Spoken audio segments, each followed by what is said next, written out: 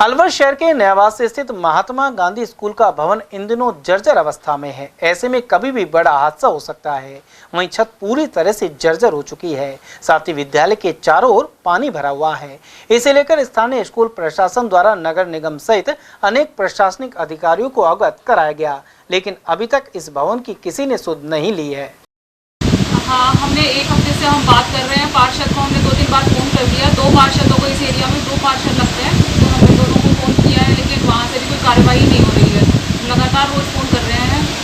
और लेटर जो कमरे का जो लेंटर गिर रहा है, उसके लिए हमने लेटर समसा भिजवा दिया गया है और क्लासों को भी उस रूम से शिफ्ट कर दिया है। अब क्लासों को उस रूम में नहीं बिठा रहे हैं, दूसरे रूम में शिफ्ट कर दिया है क्लासों। संस्था की तरफ से किसी तरीके की कोई जवाब दी या लेटर? अभी हमने लेटर अभी 2 दिन ही हुआ है भिजवाए हुए, तो अभी कार्रवाई के लिए वहाँ से आएंगे। और अभी उस रूम को हमने लॉक कर रखा है, हम बच्चे नहीं बिठा रहे हैं उस रूम में। सफाई व्यवस्था को लेकर बात करें तो नगर निगम को भी आपने लेटर जारी किया है? नगर निगम से अभी हमने बात नहीं करी। हमने सोचा अभी पार्षद से ही मतलब अगर वो करवा देते हैं तो आज ही हम नगर निगम को शिकायत करेंगे। वहाँ शिकायत नंबर पर आज फोन करके वहाँ कॉन्टैक्ट करेंगे। ये प्रकरण संज्ञान में आया था। हमने स्थानीय एएन और जेएन को भेजकर उसके लिए जांच करवा ली है और इसका जो ठेकेदार है अमित गुप्ता, उसकी लापरवाही इसमें सामने आई है।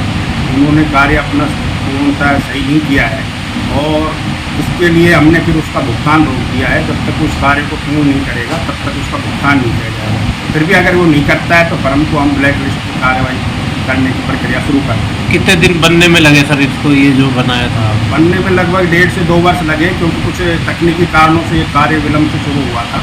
पीछे मिलिट्री एरिया है, उनके कुछ ऑब्जेक्शन थे, उनको रिमूव करने के बाद उसके बाद ये बना है। लेकिन ठेकेदार को बार बार हम उससे संपर्क कर रहे हैं, लेकिन वो इस कार्य को पूर्ण नहीं कर रहा है। जब तक वो पूर्ण नहीं करेंगे हम इसका क्या लगता है सर, उस संस्था वाले कमरे में बच्चे पढ़ भी रहे हैं, ऊपर से पानी भी अभी काफ़ी? तो हमने एक जनरल इंस्ट्रक्शन दे रखी है कि अगर कोई असुरक्षित कमरा है तो वहाँ बच्चों को नहीं बैठाया जाए।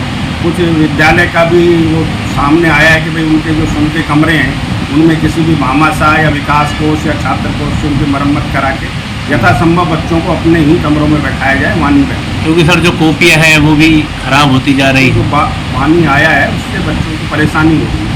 तो गाइडलाइन के अनुसार जिस कमरे में पानी टपकता हो उस कमरे में बच्चों को नहीं बैठाने के निर्देश डायरेक्टर साहब ने भी प्रदर्शित कर और अपने संसाधनों का उपयोग करते हुए विद्यालय अपने स्तर से जो खुद के कमरे हैं उनका थोड़ा सा कार्य करवाए और बाकी हम ठेकेदार के विरुद्ध आगामी कार्रवाई करने जा रहे हैं। ठेकेदार का क्या नाम है, कहाँ का रहने वाला है? अभी जो मेरे पास रिपोर्ट है उसमें अमित गुप्ता नाम है और ये अभी शालीमार में रहते हैं। क्या लगता है सर, घटिया सामग्री का प्रयोग भी लग रहा है इसमें? लापरवाही है। अगर सामग्री की भी जांच कराएंगे, लेकिन जिस मानक के अनुसार उसको काम करना था, जिस उसके अनुसार नॉर्म्स के अनुसार उसने काम किया था, तो ज़रूर है कहीं न कहीं लापरवाही हुई है, या सामग्री में या निर्माण कार्य में या अन्य किसी स्ट्रक्चर बनाने में, तो उसकी पूरी जांच हम करवा। कितनी लागत लगी थी सर इसमें बनने में?